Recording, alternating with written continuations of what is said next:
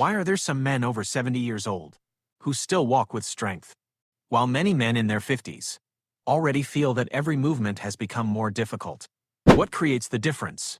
It's not age, it's the hips. When the hips lose mobility, the glutes become weaker, the pelvis gradually loses stability. The entire force-generating chain of the body begins to decline. That's why, in this video, I'm going to show you how to reawaken your hips, restore the strength of your glutes, free up your pelvis, and gradually bring your body back to the state it was designed to function in. Signal 1. Free the pelvis. Exercise 1. Cat-cow stretch. Get down on the floor on your hands and knees. Place your hands directly under your shoulders. Place your knees under your hips. Take a deep breath in. Slowly lower your belly. Open your chest. Gently lift your head. Then exhale. Round your back. Gently engage your abdominal muscles. Push the floor away from you. Move slowly. Keep your breathing steady and controlled. Don't try to perform the movement quickly. Let each vertebra move naturally, one at a time. Every time your spine flexes and then extends, your nervous system receives a new movement signal. The muscles around your spine gradually begin to relax. Stiffness in the lower back decreases. At the same time, the rhythmic movement of the pelvis can also help improve circulation through the pelvic region, creating a more favorable environment for the tissues to receive oxygen. This is a gentle yet effective way to awaken the entire movement chain before moving on to the next exercises. This is the first step, awakening movement in the spine and the pelvis. But that alone is not enough. For the hips to truly become more mobile, the muscles around the hips and groin also need to regain their flexibility.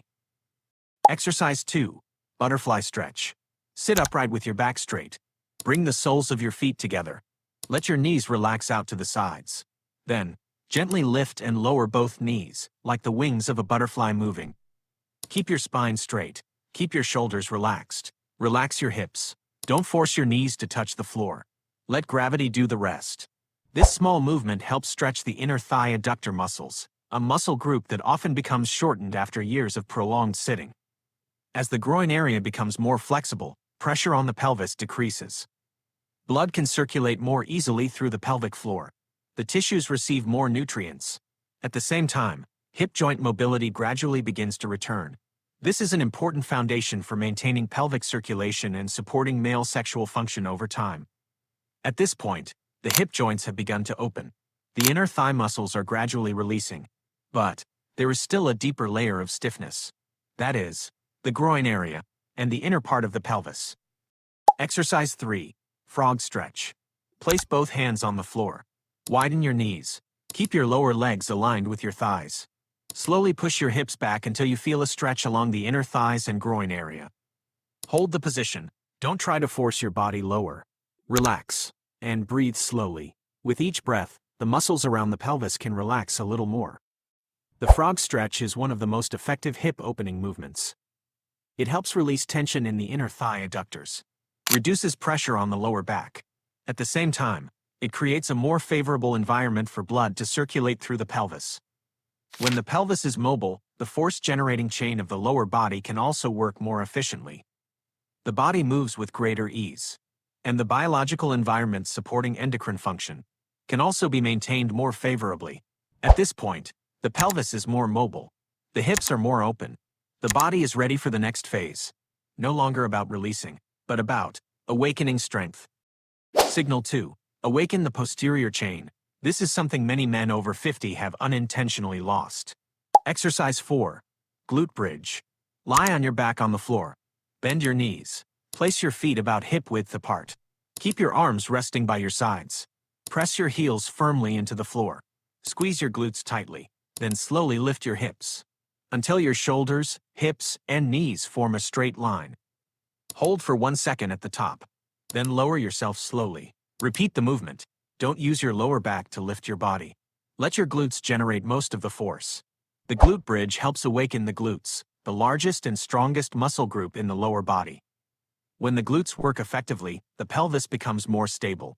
Pressure on the lumbar spine decreases. At the same time, circulation through the hips and pelvic region can also improve, creating a foundation for better posture, lower body strength, and sustained mobility over time. The glutes have begun to awaken. But true strength doesn't come from both sides generating force together. It comes from the ability of each side to work independently while keeping the pelvis stable.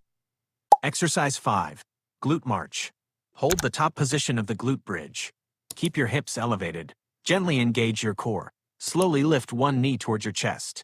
Keep your hips balanced and level. Then switch to the other leg.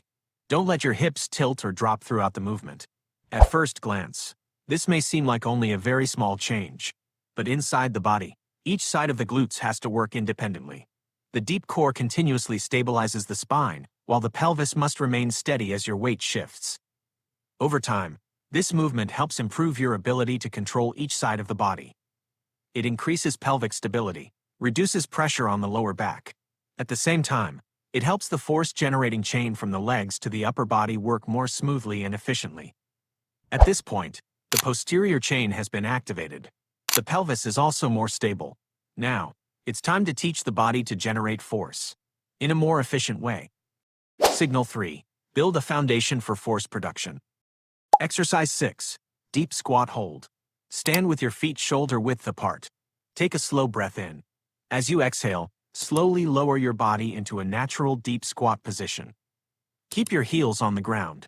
Keep your chest open. Keep your back straight. Lower your hips. Then hold the position. Don't rush to stand back up.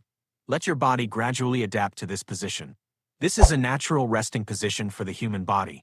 But after years of sitting in chairs, many people have gradually lost the ability to do it. Take deep breaths. Feel your hip joints opening. Feel your lower back being released. Feel your pelvis becoming more mobile. Hold for 30 to 45 seconds. Take a short rest. Repeat 2 to 3 times. Over time, this movement helps improve mobility in the hips, ankles, and knees.